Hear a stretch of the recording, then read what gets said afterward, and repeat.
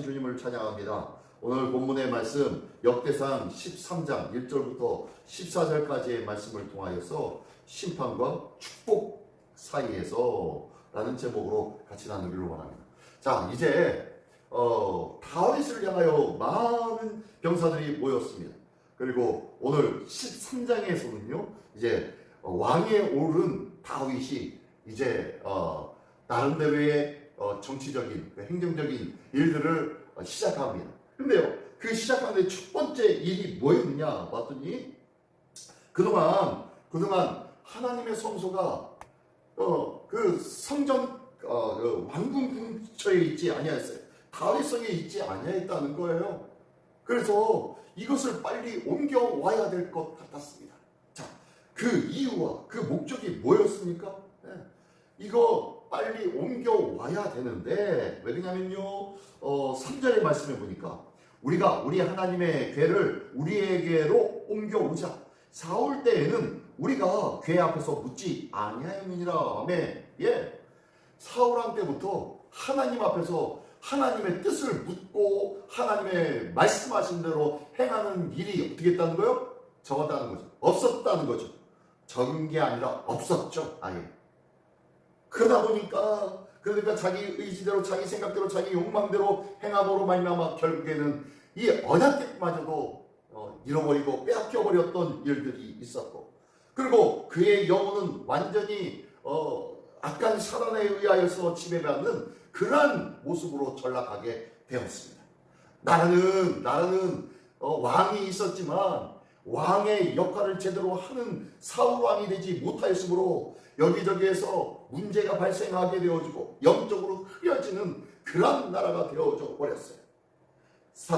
다윗이 왕위에 오르자마자 제일 먼저로 행한 것이 바로 이제 하나님의 말씀으로 다시 세워지는 나라를 구축하기 원했다는 거예요.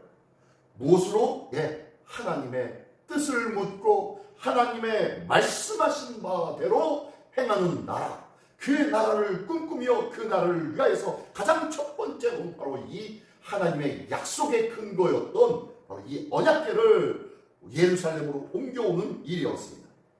그런데 어떻게 되었습니까? 예, 궤를 메어오다가 웃사가 죽는 사건이 발생하게 되었고 그 궤를 오베데돔에다가 맡겨놓게 되어졌는데, 자, 그 내용을 하나씩 보면은요, 방금 전에 이 다윗은요 하나님의 말씀 앞에 다시 서야 되는 나라, 하나님의 은혜와 하나님의 인도하심에 바로 세워져야 하는 나라, 그 나라를 꿈꾸며 그 나라를 위하여서 이 언약궤를 다시 다윗성으로 옮기려고 하였던 것입니다. 어떻습니까? 그 의도가 좋아요, 나빠요? 예, 아주 좋습니다. 아주 대단하죠. 하나님 앞에 모든 것을 여쭤보기를 원했어요. 사울왕은 하나님의 뜻을 무시하며 자기 멋대로 행하였지만 다윗은 그렇지 아니하였어요. 하나님 앞에 모든 것들을 여쭈며 하나님의 뜻대로 이 나라와 이 민족이 세워지기를 원했던 것입니다. 말씀을 듣는 것, 말씀을 듣고 행하기를 기뻐하고 그것을 위하여서 뭔가를 하고 싶었던 것입니다. 그런데요, 자, 이 일을 계획하고 마음에 세웠습니다. 그리고 난 다음에 이것을 어떻게 합니까? 4절 말씀해 보니까요, 뭇 백성의 눈이 이 일을 좋게 여김으로 온 회중이 그대로 행하겠다 한지라. 이게 무슨 소리입니까? 이 마음이 있었는데 2절부터 다시 볼게요. 2절부터 보니까 다윗이 이스라엘 온 회중에게 이르되 만일 너희가 좋게 여기고 또 우리 하나님 여호와께서께로 말미암았으면 우리가 이스라엘 온 땅에 남아있는 우리 형제와 또 초원에 딸린 성읍에 사는 제사장과 레위 사람의 전령을 보내어 그들을 우리에게로 모이게 하고, 그리고 전에는 사울 때는 우리가 하나님의 궤 앞에서 묻지 아니하였지만 4절에 뭇 백성이 이 모든 것을 묻지 아니하였지만 우리 이제 다시 한번 물어봐야 되겠다 라고 하면서 다윗이 그렇게 얘기하니까 4절의 말씀대로 뭇 백성이 들어보고 그래 맞아 하며 긍정했습니다. 좋은 의도를 가지고 있었는데 한 가지 문제가 발생했어요. 뭐예요? 하나님의 뜻은 물어보지 않았다. 그가 행하려고 했던 좋은 의도, 그리고 많은 백성들이 듣고 모든 백성들은 다 찬성했어요. 그 모습이 그대로 행하는 것이 참 좋다라고 하며 그것들을 긍정했어요. 그러자 다윗은 어떻게 합니까? 곧바로 실행에 옮기죠. 하나님 앞에 묻지도 않고 따지지도 않고 하나님 앞에 묻기 위하여서 저 언약궤를 다윗성으로 옮기겠다고 작정한 이 다윗이 어떻게 해요? 하나님 앞에 묻지도 않고 사람들 앞에 물으며 좋지 좋지 좋지? 너희들도 좋지? 좋으니까 하자라고 하며 의도가 좋고요. 많은 사람들도 참 긍정했어요. 그러나 문제는 하나님 앞에 여쭙지 않았다는 거예요. 자, 그 일을 시도하는데 어떻게 합니까? 그 일을 시도하는데 보니까요. 5절부터의 말씀을 보니까 이에 다윗이 애굽의 시올 시내부터 하맛 어기까지 온 이스라엘을 불러 모으고 기대하 여리엘림에서부터 하나님의 궤를 메우고자 할 때에 어떻게 합니까? 6절에 다윗이 온 이스라엘을 거느리고 바알라 곧 유다에 속한 기럇 여리엘림에 올라가서 여호와 하나님의 궤를 메우려고 하니 이는 여호와께서 두 그룹 사이에 계심으로 그러한 이름으로 일컬음을 받았더라 라고 하면서 하나님의 궤를 새 수레에 싣고 아비나답의 집에서 나오는데 라고 합니다. 예. 많은 사람들로부터 인정받고요. 많은 사람들을 다 모았습니다. 그리고 그 모습을 통하여서 이제 하나님의 거대한 이 언약궤를 옮기는 일을 시작합니다. 그럴 끝에 보여요. 거창해요. 많은 사람들이 칭찬하고 기뻐함으로 참여하였습니다. 그런데 아직까지도 하나님 앞에 묻지 않고 그 일을 시행하더라는 거예요.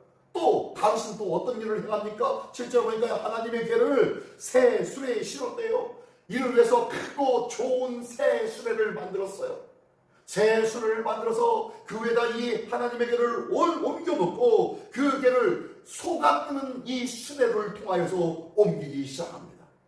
하나님의 언약궤는 옮기는 방법이 있습니다.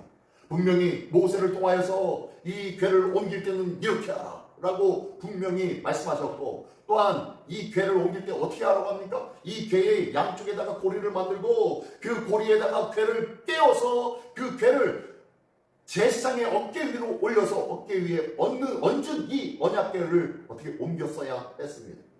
그러나 그는 이런 것도 모두 생략했어요.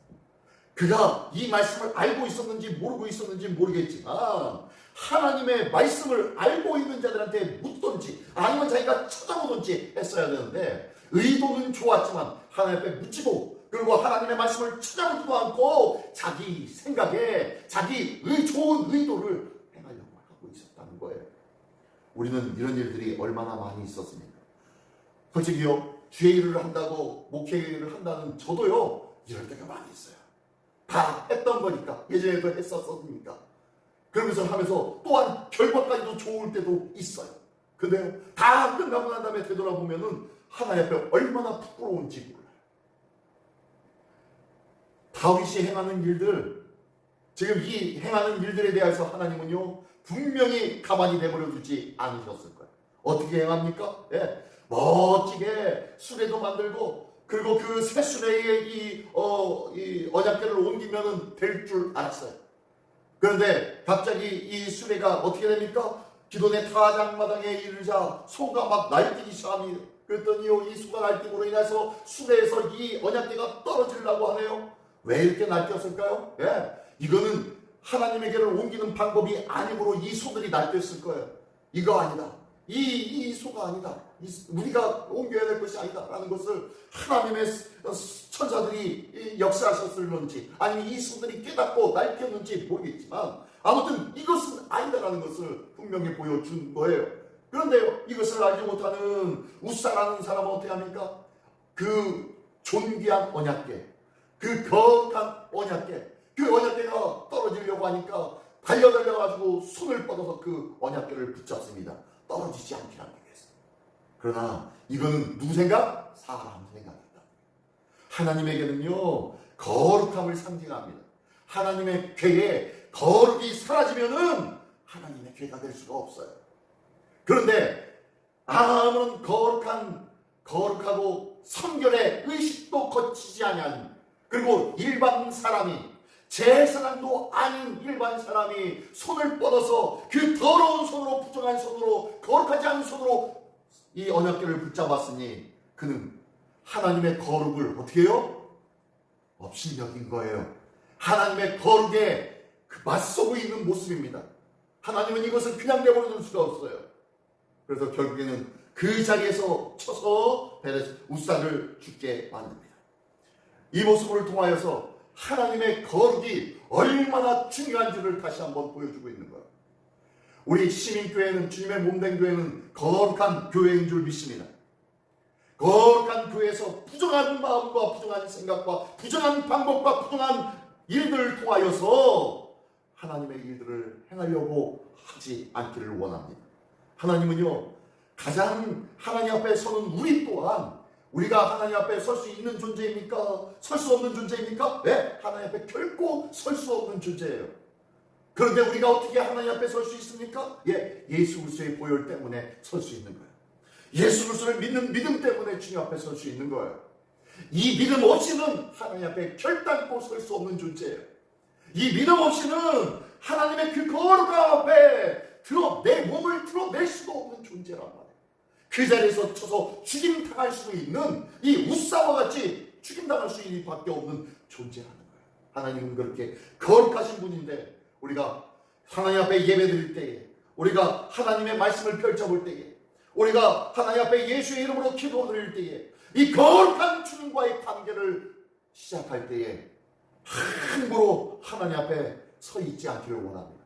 거룩한 마음으로 부정한 세상의 것들을 내어던져버리고 예수의 이름을 붙잡고 의지하여 다시 한번 새롭게 되므로 거룩함을 의지하여 하나님 앞에 설 수 있는 우리보다 되기를 원합니다. 이게 바로 하나님의 거룩을 통한 하나님과의 관계를 유지하는 사람들의 모습인 줄 믿습니다. 어쨌든 하나님은 이 우사를 침으로 인해서 거룩과 상관이 없다는 것은 나와 아무런 상관이 없다는 것을 명확하게 보여주고 계신 거예요. 이 일에 깜짝 놀랍니다. 누가요? 다윗이 이 수레를 옮길 때 어떻게 했습니까? 새 수레에 언약궤를 옮겨놓고, 그리고 8절에 보니까 다윗과 이스라엘 온 무리는 하나님 앞에서 힘을 다하여 띠를 노래하며 수금과 빗바와 소구와 재금과 나팔로 연주하니라. 가진 노력과 열심과 화양은 있었어요. 그러나 하나님의 거룩과는 상관이 없는 일들이었다는 거예요. 하나님 앞에 거룩한 하나님의 말씀과 뜻대로 행하지 아니하였을 때, 하나님 앞에 묻지 않고 행하였을 때 결과는 죽음에 이르는 일들밖에 없었다는 거예요. 이것을 보고 깜짝 놀란 다윗은 어떻게 합니까? 너무너무 두려워합니다. 이 12절의 말씀에 보니까요, 그날에 다윗이 하나님을 두려워하여 이르되 내가 어떻게 하나님의 궤를 내 곳에 오게 하리요 하고 하나님의 궤를 더 이상 받아들이지 못합니다. 하나님의 궤를 내가 있는 그 처소로 옮기지 못하는 거예요. 왜요? 이 우사가 죽임을 당한 것 보고 너무너무 두려운 거예요. 그러니까 어떻게 합니까? 이 다윗이 하는 일을 보십시오. 13절에 다윗이 궤를 옮겨 자기가 있는 다윗으로 메어들이지 못하고 그 대신 가드 사람 오벳 에돔의 집으로 메어 가니라. 자, 어디로 갔다고요? 네, 오벳 에돔이라는 사람 집으로 갔대요. 이 사람이 어디 사람이라고요? 가드 사람이래. 가드 사람. 가드가 어느 지역 사람입니까? 네, 블레셋 지역이죠. 블레셋 지역의 사람입니다. 이 가드 사람의 유명한 사람이 누구입니까? 다윗이 물맷돌로 쳐 죽인 골리앗의 고향이 가드 아니에요. 골리앗이 가드 사람 아닙니까? 결국에는 이 언약궤가 어디에 있어요? 블레셋 사람의 집에 머물게 되는 거예요. 하나님의 언약궤를 옮겨 오고자 하는 좋은 의도와 좋은 마음이 있다 하여도 하나님의 말씀이 없고 거룩을 상실한 모습이라면요, 결단코 옮겨올 수 없다는 거예요. 그 언약궤는 어디에 머물러요? 네, 블레셋 사람 오베데돔의 사람의 집에 머물게 됩니다. 두려움으로 이 언약궤를 자기 집으로 가져오지 못하고 있는 이 다윗. 왜 그래요? 하나님의 말씀을 알지 못하기 때문에. 하나님의 말씀을 알지 못하기 때문입니다. 이 언약궤의 궤의 고리에 어떻게요? 그 나무를 띄어서 제사장의 어깨 위로 옮겨서 움직여야 할 이 하나님의 언약궤. 이게 바로 분명히 하나님의 말씀 속에 있는데 이 말씀을 찾아보지 못함으로 말미암아 두려운 거예요. 하나님의 진노를 경험하게 수밖에 없는 거예요. 우리가 왜 매일같이 하나님의 말씀을 읽어야 됩니까? 하나님의 말씀을 알지 못하면요 두려운 일을 경험할 수밖에 없고, 우리가 하나님의 뜻과 하나님의 좋은 일들을 가까이 할 수 없는, 그런 멀리 둘 수밖에 없는 삶을 살 수밖에 없다는 거예요. 그래서 하나님의 말씀을 가까이 해야 되는 거예요. 하나님 앞에 늘 묻고 기도하며 하나님의 뜻을 구하는 삶이 필요한 거예요. 그래서 하나님의 말씀에 늘 열심히 우리 모두가 되기를 원합니다. 자, 어쨌든 이 가드 사람 오베데돔의 집에 매여 있었는데 두었더니 14절에 어떻게 됩니까?